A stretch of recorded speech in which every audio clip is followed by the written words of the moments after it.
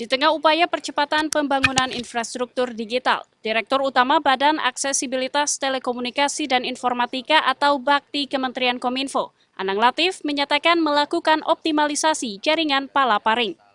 Hal itu disampaikan Anang dalam diskusi virtual pada Selasa 14 September. Kominfo melalui Bakti sedang merancang pembangunan Palaparing atau Tol Langit sebagai jaringan telekomunikasi yang terintegrasi di Indonesia sepanjang 12.000 km lebih. Tol Langit menyambungkan jaringan Palaparing Barat, Tengah, dan Timur di Indonesia. Anang menjelaskan percepatan optimalisasi jaringan Palaparing dilakukan untuk mengatasi kesenjangan digital di Indonesia, terlebih untuk jaringan internet. Bahwa data terkini ada 196 juta pengguna internet aktif. Kalau dibandingkan dengan 270 juta penduduk, kira-kira pengguna ini baru menempati 73,7%.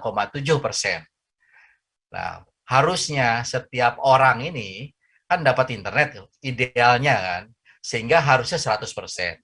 Ya, sehingga ada gap sebanyak, kalau 100 kurang 73, kira-kira 27%. Dirut Bakti Kominfo Anang Latif menyatakan, pemerintah mentargetkan penyelesaian proyek Tol Langit atau Palaparing pada tahun 2023 mendatang. Tim Kantor Berita Antara mewartakan.